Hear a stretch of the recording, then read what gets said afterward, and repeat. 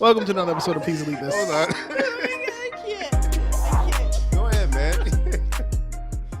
So, here we are again. Darren of the Please Delete This podcast. We are here with a PDT exclusive. I'm joined by spoken word poet, actor, legendary man himself, Mr. Rudy. Rudy Rude, how you doing, my friend? Hey, I'm doing great. Rudelicious. Shout out to the in studio audience. Yes, You know what I'm saying? yes.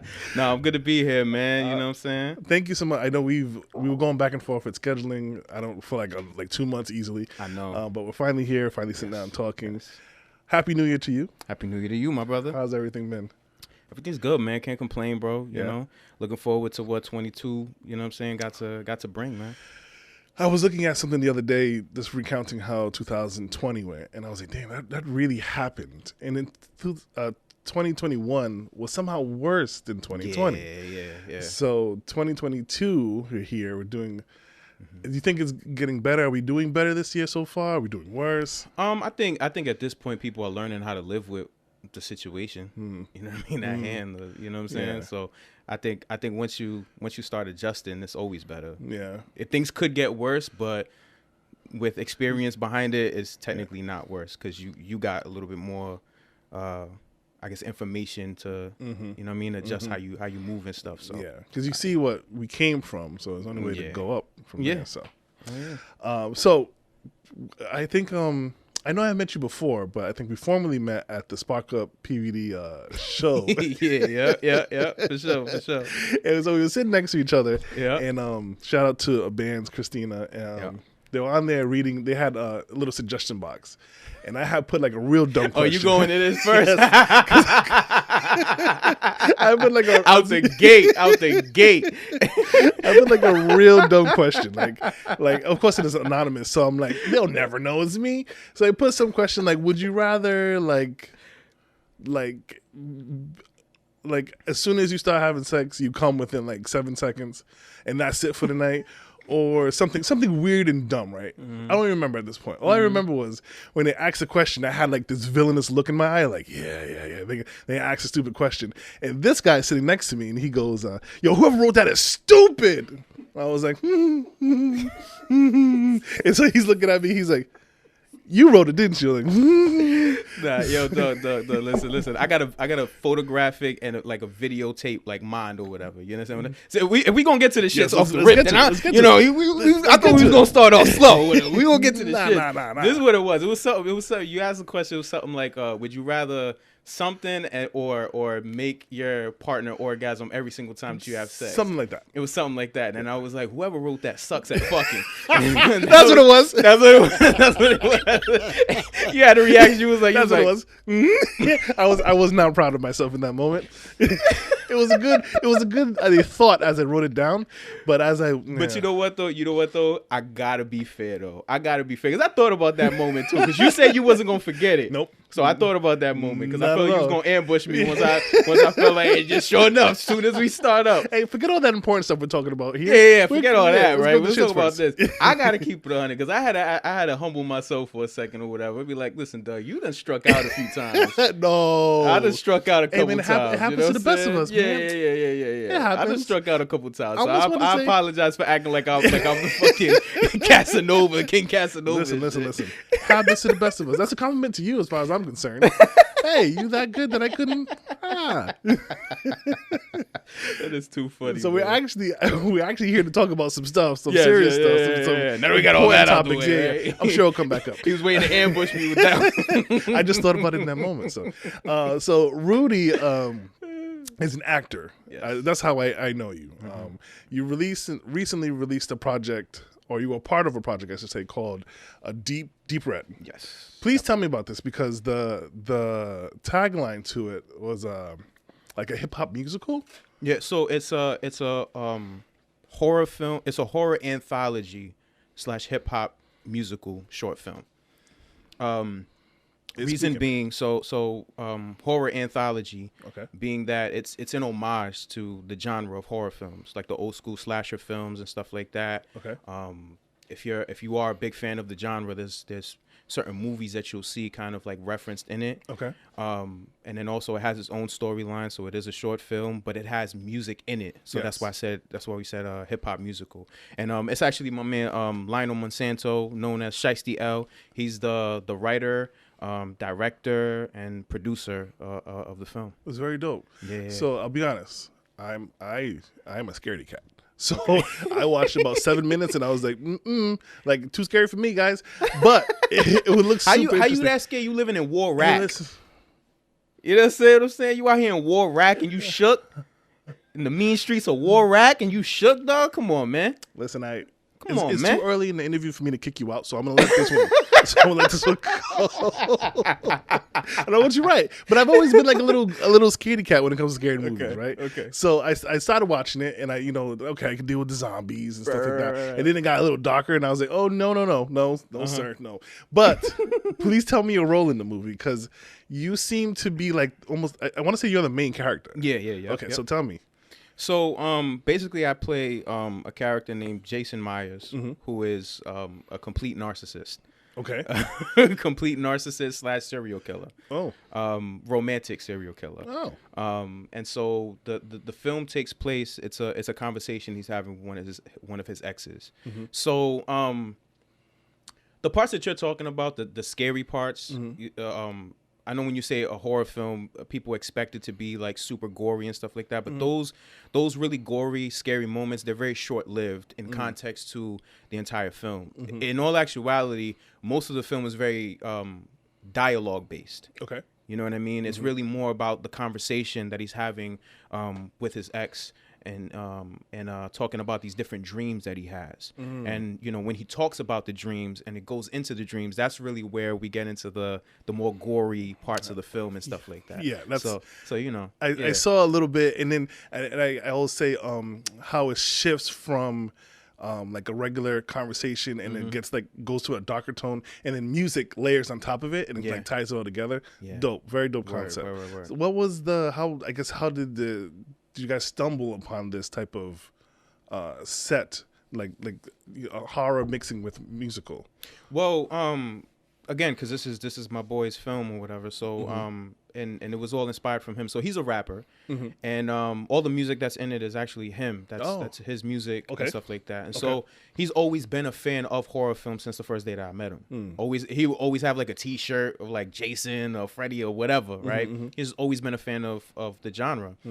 And initially the idea was to do a horror film inspired EP where he would do music that samples music from different horror films. Got it. And originally it kind of snowball affected out of like him thinking of video treatments for the songs. Okay. You know what I mean? Okay. So in the music videos, he was like, oh, we could do an homage to this film. I don't want to say which ones or whatever because then I'm giving it away early. Yeah. But it would be like, yo, we could do an homage to this film. We could do an homage to this one. And then he has his own personal ideas for like 3 songs. And then he was like, well, if I tie these 3 together and give it a storyline, now I make a short film. Easy. So it kind of, you know what I mean? Yeah, he would have hollered at me anyway for to be in the if it was just the music videos, because that's my guy. You know, like he's not just a friend. He's like a brother to me. You know what I'm saying? Like me and him, like we've had a bond for like over 10 years now, or something like that.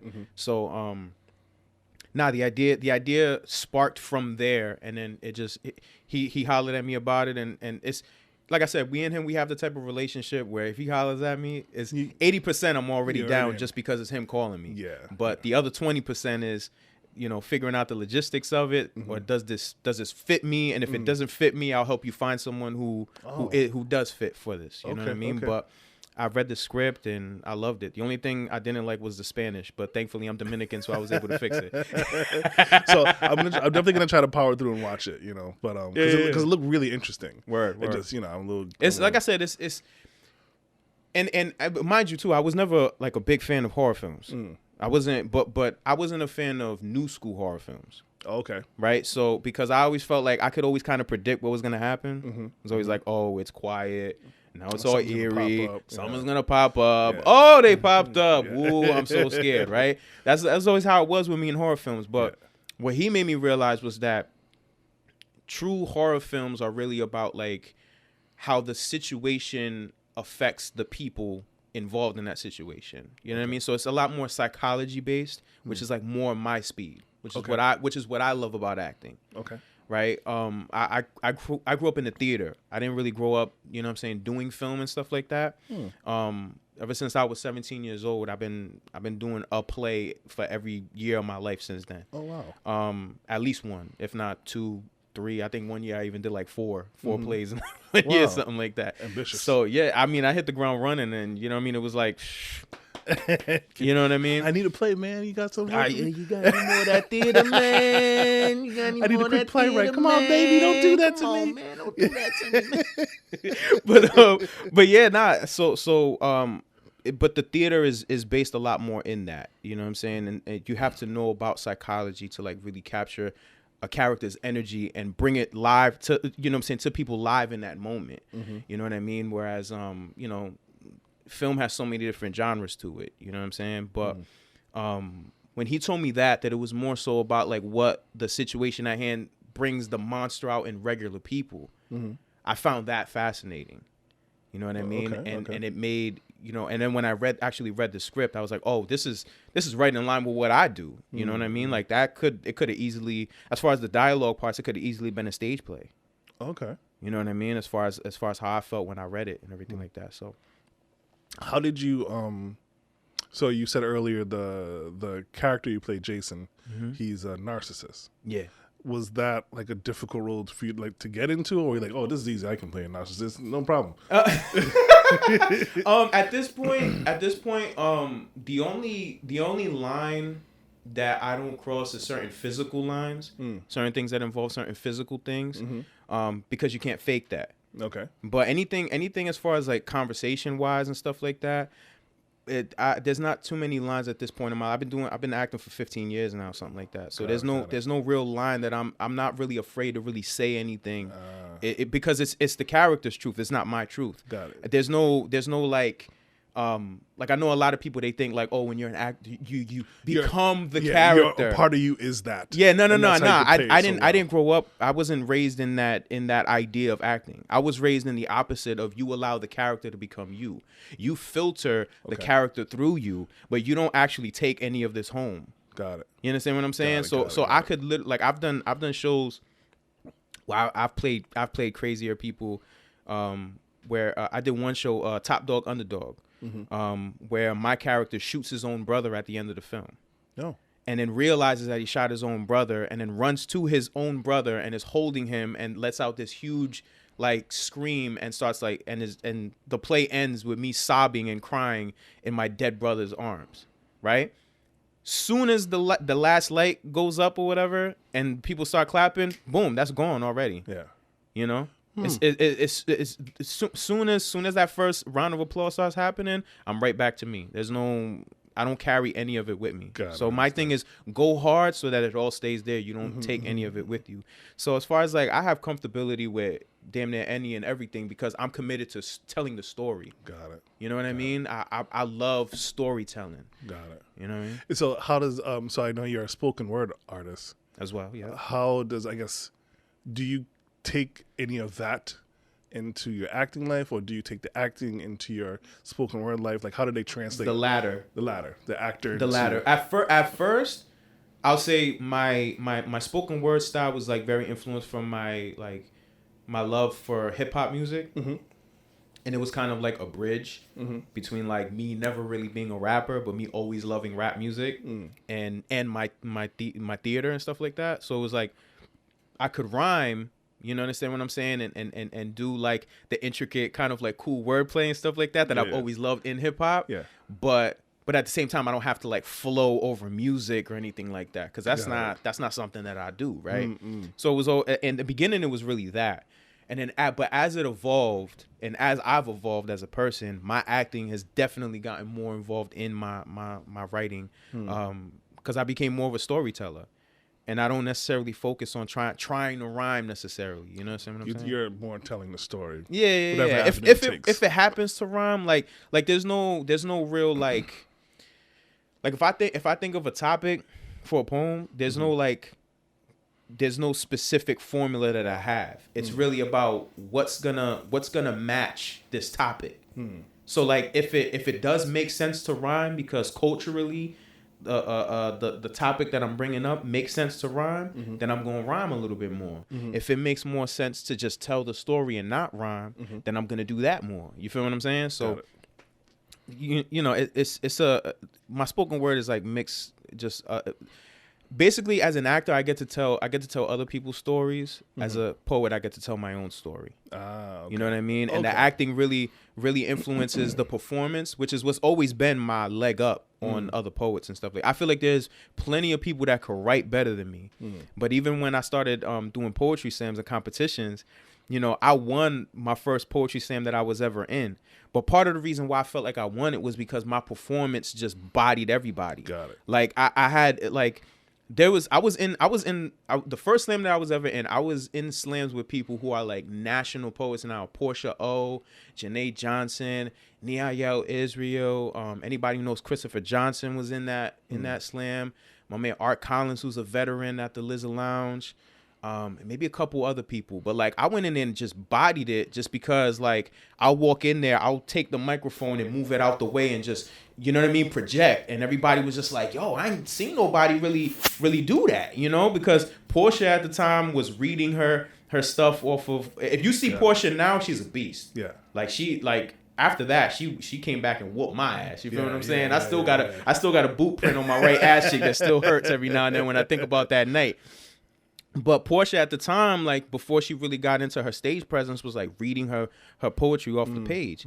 Janae, I remember she used to do like 4-minute long poems, but your time limit was like 3 minutes and 10 seconds. Got it. You know what I mean? So it was like she would say, she had these great poems writing wise, but she would say them so fast that you couldn't really appreciate them and digest them. Yeah. Whereas with me, I just had it all figured out. You know what I mean? As far as the performance side of it, my poetry might not have been up to par with them, but it didn't matter. The energy. Yeah, the energy. You understand what I'm saying? Got it. So I won my first slam there, and then I had to come back because it was like the qualifying week to compete for the crown over there at the Lizard Lounge. This was back in 2010. And then I went back the next week and won again and became the Lizard Lounge slam champion off of just slamming twice in my whole life. Hey. You know, but again, that was attributed to my performance. Got it. And I feel like if any effect that I really had was I inspired some of them or whatever to step up their performance in a different kind of way.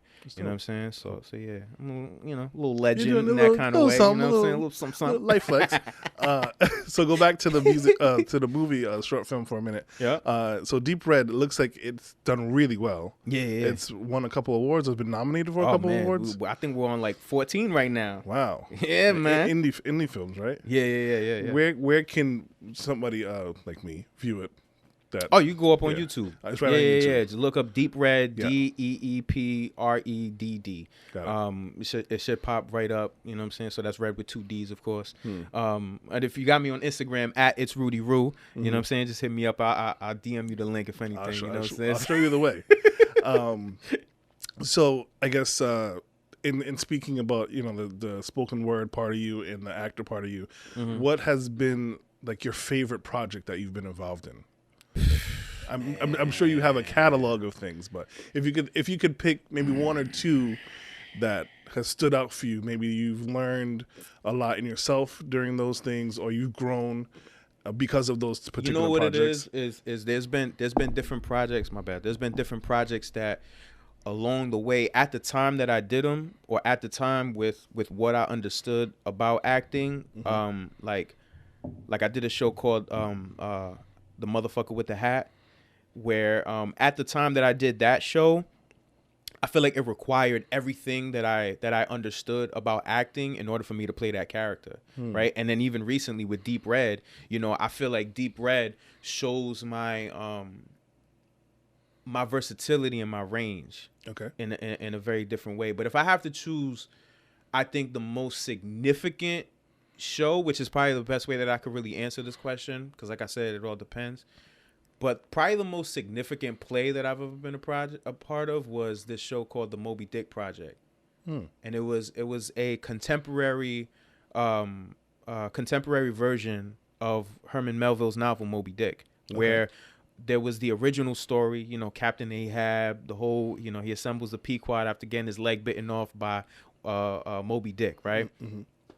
And the contemporary version was instead of Captain Ahab, you have this young girl named Alba, who's the leader of a street crew called the One. Okay. And Alba gets her little brother Pip gets killed in a drive-by shooting by White Thing. White Thing being the contemporary version of Moby Dick, and White Thing represents like cocaine. Okay. And like the cocaine, just like, I don't even know how to explain it, but just like the cocaine, like the way it's in our economy and controls so many things. You understand what I'm saying? Mm-hmm. Even things that we don't even know about, right? Mm-hmm. And so now she wants to go into the heart of the city to try to find and kill White Thing. Okay. And so they're both on this journey that mirrors each other. And when a scene happens in one side, you see the same scene in the contemporary version. You know what I mean? Translated. Okay. You understand what I'm saying? Okay. So that in that show, I got to be part of the young crew, and I played a character named Q, who was the contemporary version of Queequeg, but was also the contemporary version of Ishmael. Okay. So, you know, Ishmael was the narrator for the original story because he was the only one that survived. Yeah. I narrated the story for the young crew. Okay. You know what I mean? And as far as like that show was like very significant for me because that was the second like professional theater show that I became a part of. Mm-hmm. But it was so empowering because like prior to that, you know, I didn't grow up going to go see plays. No. You understand what I'm saying? Yeah. Like I grew up in the G Unit, Dipset, D Block era. Like all that shit was corny. Right. You understand what I'm saying? Right. I went to Perry Middle School. I went to Central High School. You understand what I'm saying? Like I was trying to jump off the porch. You understand what I'm saying? Like because that's what everybody around me was doing. Right. Right. I didn't care about no theater, nothing like that. Yeah, but this show showed me that like wow, like it's not just old white people stuff. You know what I mean? Mm-hmm. Like it showed me that like wow, something that even though I didn't necessarily live that life to that extent, mm-hmm. but I feel like I knew more about that than anything else. Right. Because that's what my best friends was. That's what the music that I was listening to was. And it's not like I grew up in the suburbs. I grew mm-hmm. up in Providence. Mm-hmm. You understand? So it was like it was the most empowering show, and it was even like also the way it was done. Like I got to give a lot of credit to Ricardo Pitts Wiley for Mixed Magic Theater. My mentor, still, you know what I'm saying? The dude that taught me damn near everything that I know. He was very, very specific about like the younger contemporary story being authentic. So I remember one day he actually had us all meet up with him and we went through the script page by page. And we actually updated some of it because he was like, you know, I'm old, so you know, and in the original script that he wrote, there was certain parts or whatever. He sounded like villains from Shaft. He was like, come on, you jive turkeys, hey mama, you know what I'm saying? Like it was like stuff like that, and it was like, yeah, nah, that's way too outdated. You know what I mean? That's something. But I love when he tells the story because it'll be like, because every now and then we'll get to like a line and be like, no, that works. He's like, yes, I'm cool. Rather than guys there. Yeah, exactly. But just to do that, mm-hmm. right? For somebody to say like, I have these young people with me, and to humble yourself to be able to be like, they obviously know more about this than I do. Yeah.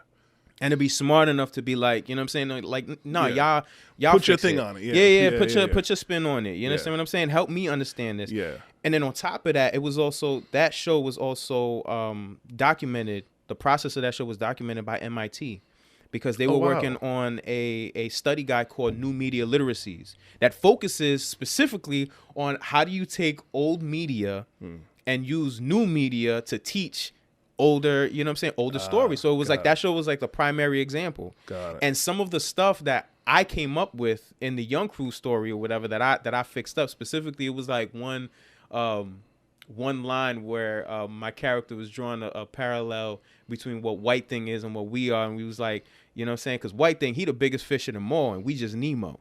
Right, and they highlighted that in the study guide, and actually like broke it down and was like, you understand what I'm saying? Like this is what he means by it and stuff like that when he says that. And I wrote that. Yeah. You understand what I'm saying? So it was like it just kept piling on, and they must have been super excited when you. Oh my god! Did you hear what he said? And they interviewed me for the study guide. That's dope. I was the student. There was 4 main people: Ricardo, Win Kelly. I think his name was Henry Jenkins. I can't remember if that was his name. Pardon me if I can't remember. But I was the student perspective. So I'm in this study guide as one of the main perspectives with literary scholars. And dope. My mentor, you understand what I'm saying? So I gotta give credit to that, because that was the thing that like solidified me to be like, yo, I'm here, and I don't care what it takes. I'm gonna do this for the rest of my life. Got it. That was the moment where it was like, this isn't just gonna be a thing that I just did for a couple summers or whatever because I needed something to do. I want to do this. I will struggle to be able to do this. This is your passion. I love it. Got it. I love it. That's you understand good. what I'm saying? And that's super impactful to hear and to recognize, like, hey, this is my passion and this is what I want to do and this is what I'm going to go for. So I feel like a lot of people, they may know that they have a passion, or they may be still trying to figure it out, and they have to figure out how to chase that passion. So for you to have recognized that pretty early on, and actually apply yourself to go get it is super dope. So, but that's how a lot of people get caught up. Because in my opinion, because they don't have a passion stronger than their environment. Okay. You understand what I'm saying? Because even me, right? Like I can say I grew up in the city and everything like that and stuff, and I didn't grow up in the suburbs, but I did grow up in a good house though. Yeah. Good family structure. You know my sister. Yeah. Good family structure. You understand what I'm saying? Yep. But even with that wasn't enough to make me run off and do some dumb shit every now and then. You understand what I'm saying? Because the influence of the environment was still stronger than me living in a good home at the end of the day. How many kids from the suburbs want to sit here and mimic something that they're watching on TV? Exactly. You understand what I'm saying? Yeah. So you need something that is going to give you a passion stronger than the negative influences of your environment. And that's why a lot of these kids get caught up. Why do you think they got rid of all these like vocational schools and extracurricular programs and stuff like that? Yeah. Would you say, once you figured out, okay, this is what I want to do, that you had your family support, as in like, so I'm thinking of like, our parents, I assume you're of Latin descent. Yeah, Dominican. Okay, right. And so Afro-Latino. Yay. And so like I'm Haitian, and I can't imagine so I can't imagine me going to my parents and saying like I want to be an actor, and that they would be fully behind me. Yeah. Like, yes, you want to be an actor, go ahead and do it. They'd probably be like, you don't make no money doing that, go to work, my friend. Right. So like, did you have that support early on? Did you just kind of have to figure this out for yourself? And I did have the support early on from my family, thankfully, and I love them for it. I think to be honest, like, like some of the conversation that you were talking about like, you know what I'm saying, that definitely came after the fact. But in the beginning, it was like we need something for Rudy. Got it. Because I'm be totally frank. When I turned 18, I remember my mother telling me a story that when I was I think in middle school still, I think I want to say like around like 13, going into high school, like, you know what I'm saying? My mother told me that at that time she had a nightmare that she was visiting me in prison. Ugh. So that just goes to show how uncontrollable I kind of was at that time. Yeah. You know what I mean? Thankfully, you know what I'm saying, I didn't have enough heart to really do something like for real. Got it. You understand what I'm saying? And I also like, I'm also very thankful for some of the friends that I did have around me, because I know in retrospect they purposely hid a lot of stuff from me. Oh wow. Because of the respect that they have for my mother. Because even though I didn't appreciate it when I was younger, they appreciated, you understand what I'm saying, the family structure that I have at the end of the day. They appreciated it for me. You feel me? So there was a lot of stuff that they was doing. And there's certain friends that I've reconnected with, you know what I'm saying, now that we're all grown and stuff like that I kind of lost communication with them when I got really into the theater and stuff, where I found out they was even more into it than I even knew. Certain to the point where there's certain people where it's not good for me to say that I'm friends with them. Oh wow! Because somebody could end up trying to do something to me because of affiliation. You understand what I'm saying? And they purposely kept you out of that because they knew there was something. They respected my mother. Right. Because And I gotta give my mother a lot of credit. You know, damn, I didn't even expect to be getting all this, but hey, we here now. We here now. But right, so it was like I gotta give my mother a lot of credit because she knew when to step in and then when to give me just enough to get all that energy off my chest. Got it. So it was like she would let my friends come over our house, but she would never let me sleep over their house. Mm-hmm. Anyone could come over our house. Yeah, feed them. And when I'm in the backyard and we got gloves on and we over there sparring, fighting and everything like that, she never stepped in on that because she was like, all right, I gotta this is his space. I gotta let him be a man now. Yeah. You know what I'm saying? Right. I just saw him get punched in the eye, but I gotta let him be a man now. You know what I'm saying? As long as he's getting punched here, right, and by somebody who cares about him, right. not in a malicious street fight in the streets. You feel what I'm saying? So it was like my mother just knew, and a lot of that really saved my life. So then when I found, you know what I'm saying, the theater and how passionate I was for it and how much it kept me out of trouble and kept me focused. Mm-hmm. They was all for it. Good. You know what I mean? And it shaped me and molded me not just as a good artist, but a better man. I see. Mm-hmm. It's super deep, yo. Yeah, man. So we talked about the past, talked about present. Talk about the future. What do you got? What do you foresee yourself lined up with in the near future, maybe distant future, what have you? What's next? Well, I could mention this because it's been announced or whatever. I will be in the show Sueños at Trinity Rep this season. I will be in that show. I was in Tale of Two Cities, and we got the show cut. The show got cut short right when we was starting up. Like we had like just finished previews. I think we did like one or two actual shows, and then COVID came and shut all of that down. Damn it, COVID. Jesus. I remember the day it happened that we had an early show for some students. Like we were supposed to have like a whole bunch of students come on a field trip and come see the show, and like most of them bailed out.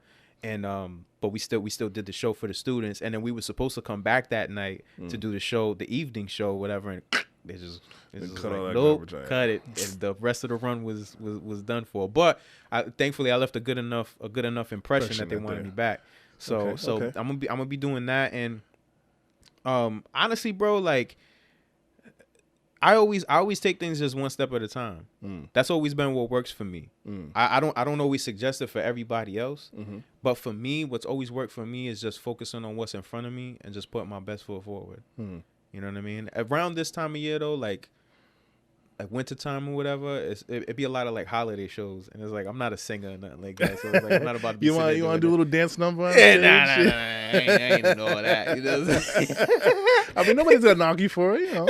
Nah, I can't sing. I tell myself to shut up in the shower. Like, yo, shut the hell up. Stop, don't even try it, bro.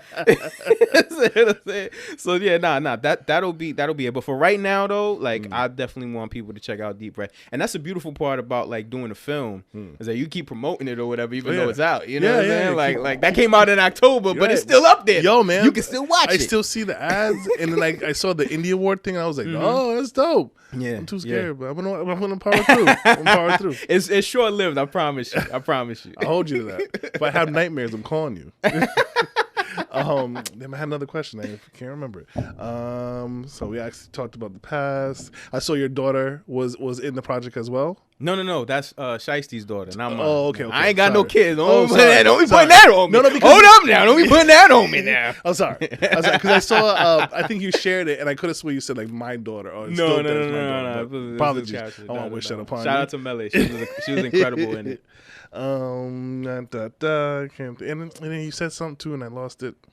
It's gonna bother me because you're gonna walk out, and I'll be like, "Oh yeah, happy belated birthday!" So that. Thank you, my brother. Appreciate you. Do anything good? Breathing. It's COVID.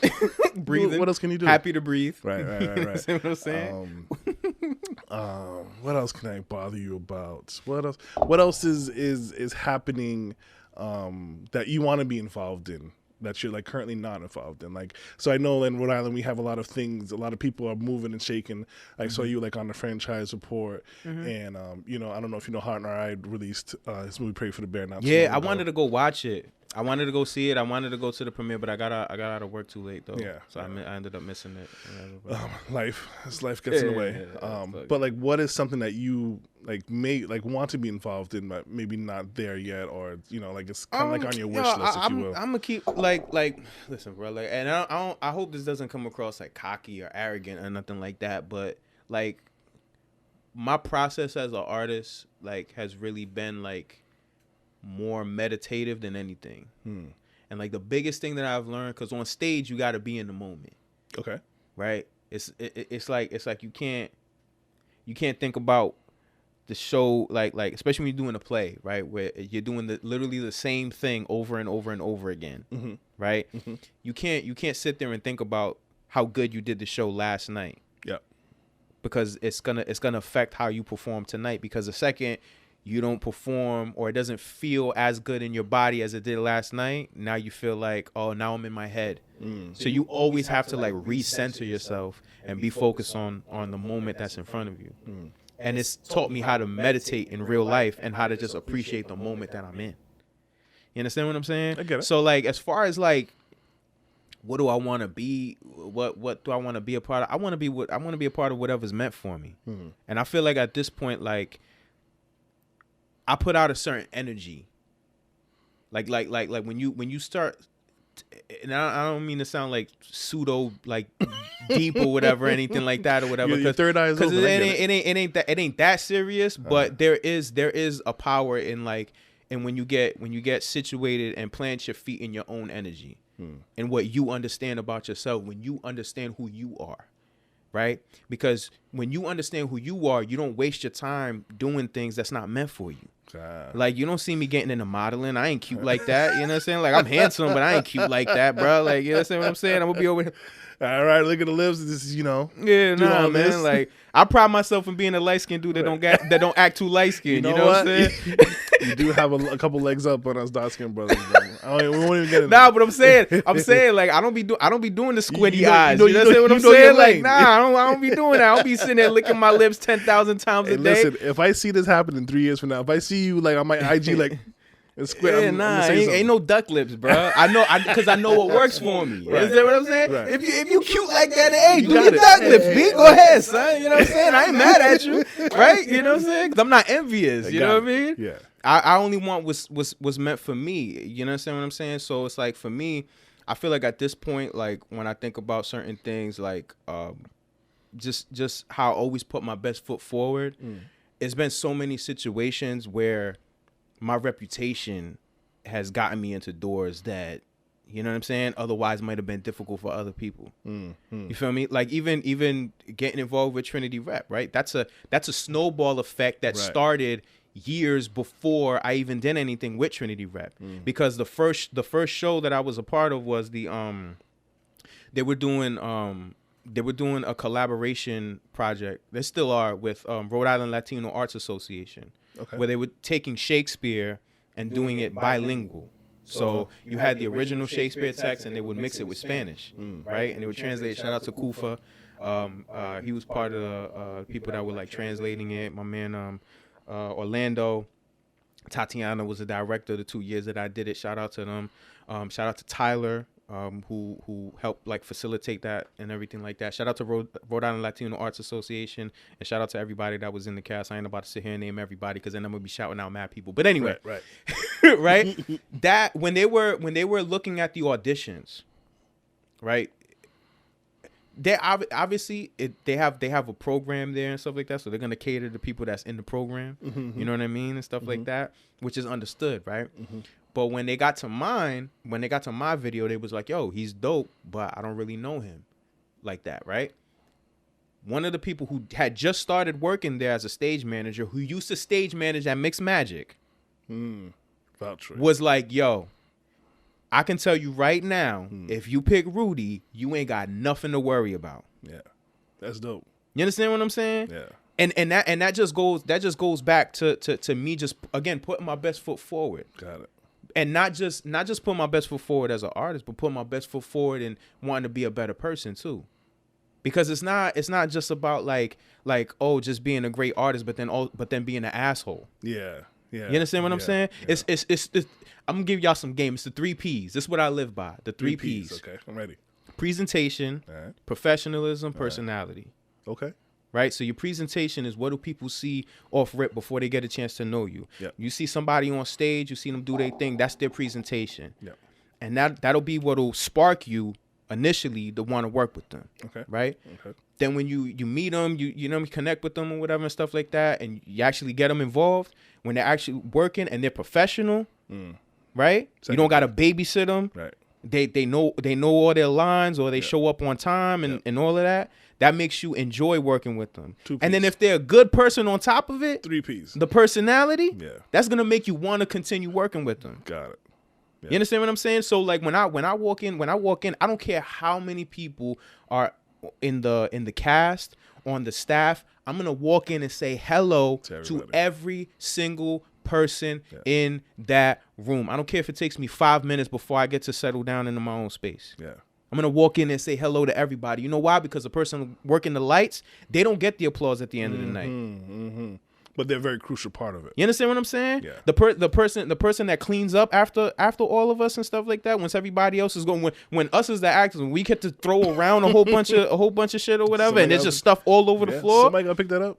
There's a crew of people that gotta pick that up. Right. Right. They deserve recognition too. Right. Ain't nobody gonna say that or whatever. Because what if somebody forgets to clean the floor properly and then you slip on some sawdust or something like that and bust your ass on stage? There you go. You understand what I'm saying? Yeah. There was a bar I heard from the dude named Simba. He said my mama told me treat the janitor like a boss because everybody takes a part in making sure you don't take a loss. Bars. You understand what I'm saying? Because it's like you know, people could sometimes they could kind of feel themselves because you're on the front line of it, right? You're the face. Yeah. You're the face. Yeah. So people can start feeling themselves a little bit, but it's like, nah, there's when you get to go home from tech week rehearsals and stuff like that, that lighting crew got to stay another 2 hours sitting there programming all the lights that they just noted and stuff like that. Yep. Nah, bro, show some respect. It's a group effort. Yeah, be cordial, show some respect. Ask somebody how their day was going. Yeah. And it can make that little bit makes a huge impact. It made a huge impact. So for me, I did that not even looking for a benefit. Right. But just when I was told when I did go to CCRI, shout out to Ted, who was my teacher at CCRI. He said that he was like, a lot of times you could have like issues between the actors and the people behind the scenes and stuff because the actors are the ones that get all the applause. Right. Right. So when I heard that, I immediately was like, any room that I walk in, I'm gonna say hi to everybody. Yeah. I'm gonna show everybody their respect. Yeah. Be a human being. Be a human being, bro. Yeah. And so like at this point, man, like talent, personality, and all that, man, I feel like I left a mark where it's like most of the cool stuff that I got a chance to be a part of, it finds its way to me because I also connect myself with different people. Mm-hmm.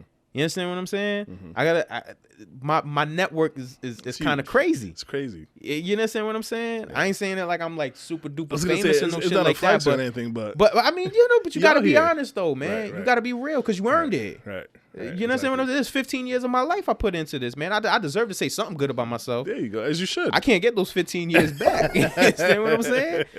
And so like, you know, a lot of those projects, they find their way to me because of the effect that I've left. Mm-hmm. I've heard people say this like when they have a project in mind. One of my friends, David Valentine, he wrote a show called Isabella, right? And I remember when he reached out to me about it, he said, "Yo, I'm writing this show called Isabella, and one of the characters that I'm writing, the entire time that I've been writing it, I've literally been thinking about you the whole time and saying to myself, you are the only person that could play this." Because me and him did Top Dog Underdog together. Yeah. Where it was and that's a two person play. So it was just me and him for like 2 hours. Wow. You understand what I'm saying? So you know there's a certain bond that we connect. You understand what I'm saying? So I have people say that to me. Like, yo, you're the only one that could play this. Mm-hmm. I'm doing this show. I need you for it. Right. And that's just, you understand what I'm saying? That's a testament to what you put out there and how you show yourself when that happens. And so like I don't got to think too tough about it. It's just a kind of a blessed place to kind of be in, you know what I mean? Yeah. Where it's just like, man, I just be thankful for every opportunity that comes my way. You understand what I'm saying? Good. And I be respectful when I have to turn something down.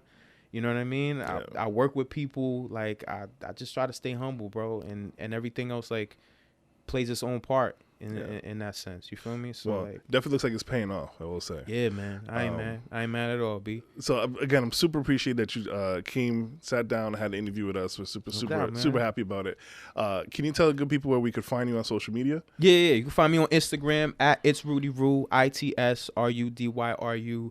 I got a Twitter, but like I barely even use my Twitter that much. But if you want to hit me up on there, I'll talk to you on there. It's at It's Rudy Rue, same thing. ITSRUDYRU. Facebook, Rudy Rue Cabrera, RUDYRUCABRERA. I got videos on YouTube that you can look up. Yeah, I think I got some tracks on SoundCloud too from years ago that I ain't update, but I think they still up there too though. Right. But Instagram is like the main thing. That's what like I'm on Instagram a lot. I like Instagram. Got it. Make sure for our people listening to us, make sure you check out Rudy Rude on Instagram and on YouTube. Make sure you check out the project Deep Red. One more question for you, and then I'll get out your hair. Talk to me, man. What is, you're getting ready for a performance. Mm-hmm. What is that thing that you do to get ready? Like scream, like shake it all off, meditate. What's that tip or trick that's gonna help you? It's two things, right? And one of them starts at like all the way at the beginning of the process, right? Okay. One of them is I give the entire cast a disclaimer. I say, yo, like, towards the end, like once we get closer to the actual show, just don't take it personal. If I'm a lot more quiet and stuff like that, you understand what I'm saying? Like don't take it personal. I like to just be in my zone and be focused. Okay. You understand what I'm saying? So I give that disclaimer because people sometimes they can you know what I mean? Especially with like cuz I said it earlier when we met or whatever, and you said you don't really believe me or whatever. And I know people who see me in the interview don't believe me. I'm very introverted. Yeah. I know that. See the way this is how my mind works. Is like if I'm gonna come to do an interview, right? Mm-hmm. You're opening your doors to me to come do this interview. Mm-hmm. It's like I'm in your house. I mean, I'm literally in your house. But even if we was doing it in the studio, I'm in your house, bro. I'm gonna show respect and have the conversation and be more outgoing. Cause who wants to see a boring ass interview like, oh, I'm introverted. I'm introverted. No, shut the fuck up. You know what I'm saying? Like, nah, be like, you know what I'm saying? Yeah. Be out there, you know what I'm saying? Be more personality and all that stuff, right? Yeah. So that's my thing. So I turn it up so that nobody takes it personal when I turn it down. Got it. Okay. You understand what I'm saying? Okay. So it's like being extroverted, I should say, or you know what I'm saying, pushing myself to be more that way is like it's just a polite thing to do in my opinion. Okay. Right, so that then when I do switch it off or whatever, you don't take it personal. I already told you I'm in it. I already told you I'm introverted, bro. Like you understand what I'm saying? Like you didn't want to believe me in the beginning. Now when you see me and I'm just sitting there mad quiet, you're like, Rudy, what's up? You all right? I'm like, yeah, I'm chilling. Stop talking to me, please. Leave me alone. but that's one thing. But the other thing though is just recentering myself in the moment. And I think about the people that I dedicate my shows to, which is the people who I've lost in my life. So my aunt, Carmen, is number one because she said something to me before she passed away. She was in a fight with cancer. And she was like, she said it in Spanish. I'll say it in English, but she was like, when she was getting better, she was like, I can't go until I see you on the big screen. She was like, I'm gonna keep fighting this because I gotta see my nephew on the big screen. You know what I'm saying? So that's one of the people that I always dedicate a show to. My friend Morgan, who passed away, I always dedicate a show to her. Morgan was she was like one of the first people to like hire me for like a teaching, like artist teaching thing or whatever and stuff like that. And just was like a super dope person and taught me to like be more blunt and honest with myself because she was very blunt. My boy Raul passed away, was like, man, that was my dude, man. Just like a weed dealer with the heart of gold. You understand what I'm saying? Like he was just a good dude. Like you understand what I'm saying? That was my boy since my mom's church. Like you understand? He was one of them dudes at my mom's church and stuff like that. You know what I'm saying? That was my dog, man. And he's another person that I dedicate every show to. Because I remember having conversations with him when I first got into theater and being like, yo, this is dope, and stuff like that. So he's another person I dedicate a show to. Mikael, you understand what I'm saying? Anybody who knew Mikael? You know what I mean? Man. Yeah, Mikael was just so dope. Yeah, Energy on 1,000, man. Yeah. So that's another person I dedicate every show to. Yeah. Yeah, man. I just always do dedications before I go on stage, because I know that my belief is that I keep them in my heart. Then they're never really gone. No. Yeah. You understand what I'm saying? Yeah, So it's like I know that they're still watching me. You feel me? And so like every show is like, yo, this is for y'all. Like, you know what I mean? And I take my time, I do that. And then I just breathe and just stay and just close my eyes and open up my ears as much as I can. There you go. You know what I mean? And just be ready. Okay. Just be ready. I'm gonna take all those tips and I'm gonna apply it to my life. So next podcast, man. I do. And take a shit. I'm gonna take. You heard it here, folks. You heard it here first. Dedicated to those we have lost. And you breathe and then take a shit. From my man Rudy right here. Rudy, thank you so much for joining me. No doubt, yo. Thank you for having me, man. No doubt. I am Darren of the Please Delete This podcast, and this has been a PDT exclusive. Yeah. Yeah.